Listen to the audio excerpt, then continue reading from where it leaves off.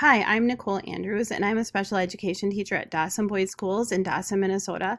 I'm also a graduate student at Morningside College.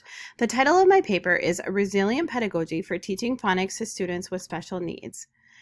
The 2020-2021 school year required teachers' instructional plans to be resilient to the changing learning models. During the changing of learning models, equity of services for students with special needs was a priority for school districts. The purpose of my study is to investigate the effects of a resilient pedagogy on phonics instruction for second, third, and fourth grade students with learning disabilities receiving direct instruction in phonics from the special education teacher. There is little or no research found on teaching phonics virtually. I will take you through the research related to the flipped instructional model and phonics instruction intervention and try to combine the research to develop a research-based intervention for reading. A literature review indicated that the flipped instructional model is one way of combining technology with instruction that can be provided in person or digitally. Flipped instructional model is a guided instruction that occurs in place of a large group lecture led by the instructor. Although flipped instruction took more time and energy before the lesson, it was determined through a review of literature that students were engaged and took more responsibility in their learning. Research also provides evidence that there is a high parent approval rating of 78% in this type of instruction. Further research on this type of instructional model should be conducted on teaching online phonics instruction in the elementary. Virtual and blended schools make up a small portion of school choice in the United States. However, with the worldwide pandemic forcing schools to close and requiring virtual learning for nearly all students, using online learning interventions were paramount. A previous study revealed that 18% of virtual and blended schools meeting or exceeding proficiency benchmarks outperform students that attend in-person schools. There are limited studies for identifying performance of elementary students that are enrolled in public schools and steadily shift to online learning. The gap in research poses a need for study the effectiveness of a phonics intervention delivered during virtual and blended or in-person learning. Extensive research has been conducted on the best ways to teach phonics. The National Reading Panel's meta-analysis of 38 studies utilizing 66 treatment control groups revealed that systematic phonics instruction was considerably more effective than little or no phonics instruction.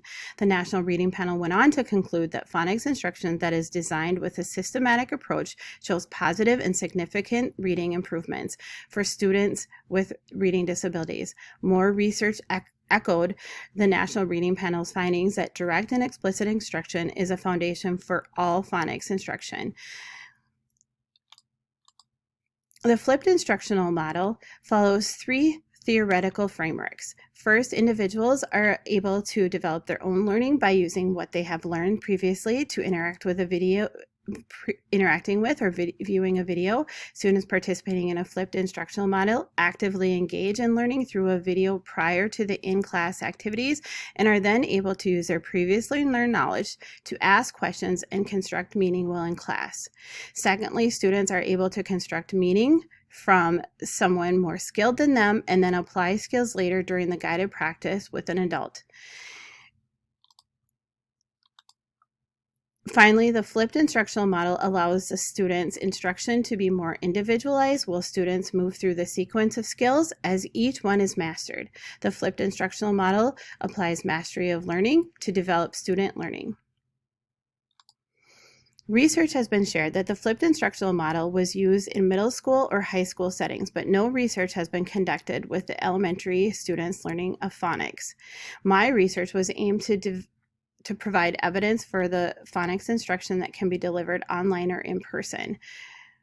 The research study addresses the gap in research that there is little research incorporating a flipped instructional model in the phonics pedagogy to increase equity of instruction for students with learning disabilities, increase student participation in online learning, and deliver a consistency of instruction that might occur during the mitigating health concerns during the COVID-19 pandemic.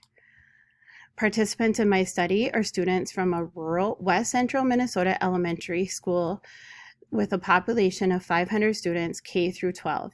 12 students participated in grades 2 through 4.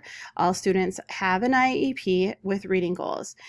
The demographics include students range from ages 8 to 11 years old.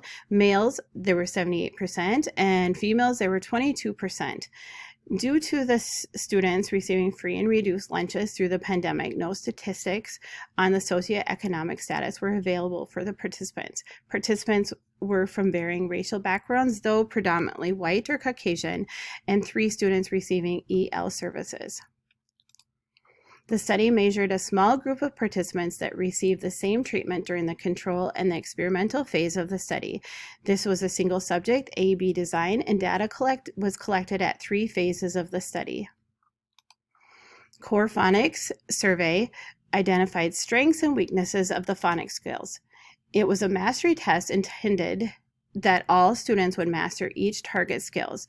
When used as a diagnostic tool, benchmarks of the core phonics surveys will provide the target phonics skill needed for more instruction. The test provided was reliable and it was valid. The measurement procedure requires that the teacher to administer word lists with all individual students. The word lists assess students' phonics and phonics-related skills that can be applied when reading text. When participants were shown a word, they would use decoding skills to correctly pronounce a word, while the teacher records the participant's accuracy of word reading. A baseline assessment of phonics skills will be used to determine individual phonics patterns needed to target by a systematic and explicit instruction. The direct instruction and the guided practice can be done face-to-face or virtually, and a sample lesson plan would be a review of skills, present new information through visuals and examples, or students would practice phonics skills using paper or digital activities and games. The experimental phase had the same structure with the direct instruction and the guided practice. However, videos were produced and assigned through the Google Classroom, and that would present students with phonics content and video of an adult reading the words. The study's findings were categorized into sections, single syllable, and multi-syllable words. It was determined that when looking at the study's results, that all participants increased their ability to read single-syllable and multi-syllable words after the control and experimental phase of the study. The bar graph displays the means and standard deviations of test performance when reading multi-syllable words. Again, participants' average of words read increased after each phase. When looking at the inferential statistics of the study, it was determined that the data was not statistically significant after the experimental phase of the study. Results of the single syllable treatment phase, with 11 being the degrees of freedom and the alpha level of 0.05, the t-score was negative 2.009 and a p-value of 0.070, which is less than the 0.05. So it can be confirmed that the findings that the intervention was not effective in the acquisition of phonics skills when measuring single-syllable words, and it is necessary to accept the null hypothesis and reject the hypothesis. In addition to the single-syllable words, data was collected and analyzed on students' acquisition of multi-syllable words. As reported earlier, the mean of the words increased after the control phase and increased again after the experimental phase. However, the t-score after the experimental phase with the degrees of freedom value of 11 and the alpha value of 0.05, the t-score was negative 0.537 with a p-value of 0.602. It can be determined that this is not a statistically significant difference, and the decision to accept the null hypothesis and conclude that the flipped instructional model paired with the direct instruction and guided practice of phonics instruction is not effective. Historically, there was little research used on a flipped instructional model to increase phonics skills. The result of the current study can be compared to a research study conducted exploring the effects of a video-based flipped classroom on reading motivation. During the treatment phase of the study conducted, the students watched a video at home and answered questions before returning to class. The current study resulted in many students not viewing the video at home, possibly affecting the result of the flipped instructional intervention. One study gave evidence of the impact of flipped learning on the general education fourth grade math students. Although flipped instruction took more time and energy before the lesson, the students were engaged and took more responsibility in their learning.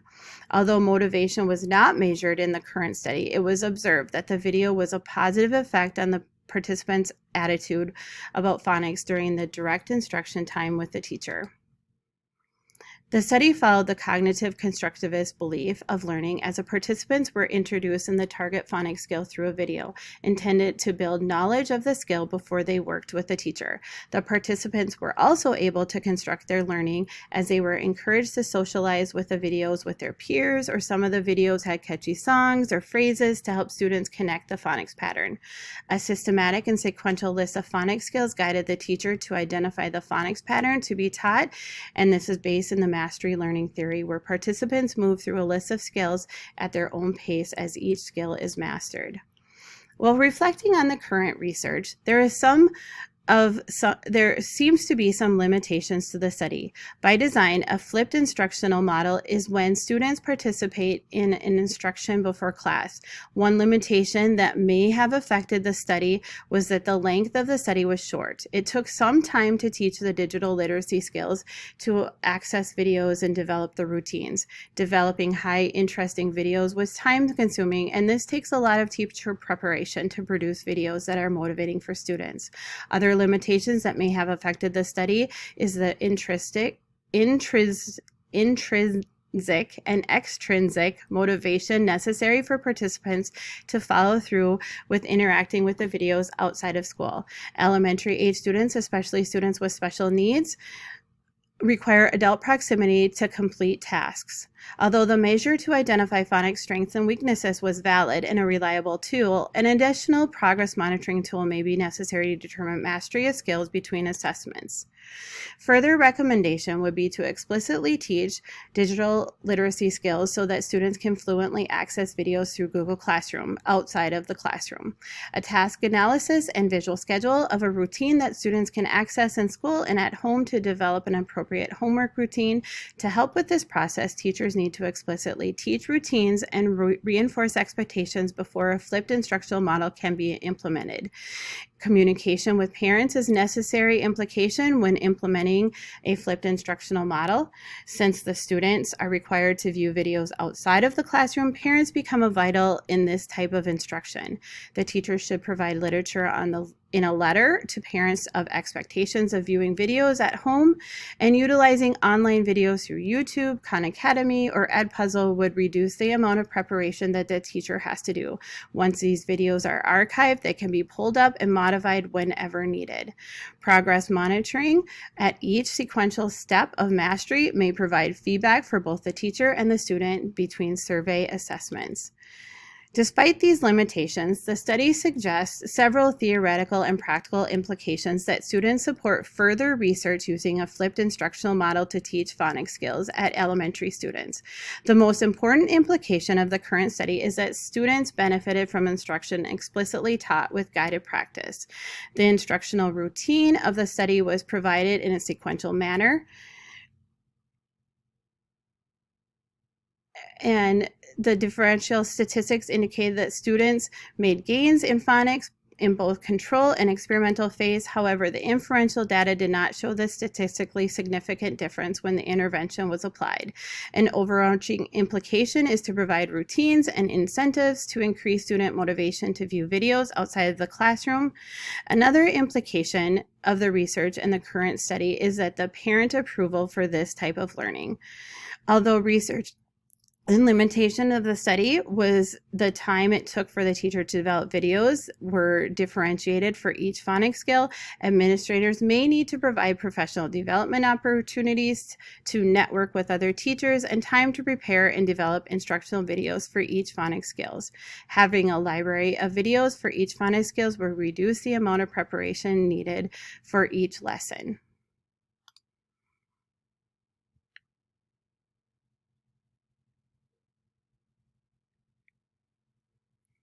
In conclusion, my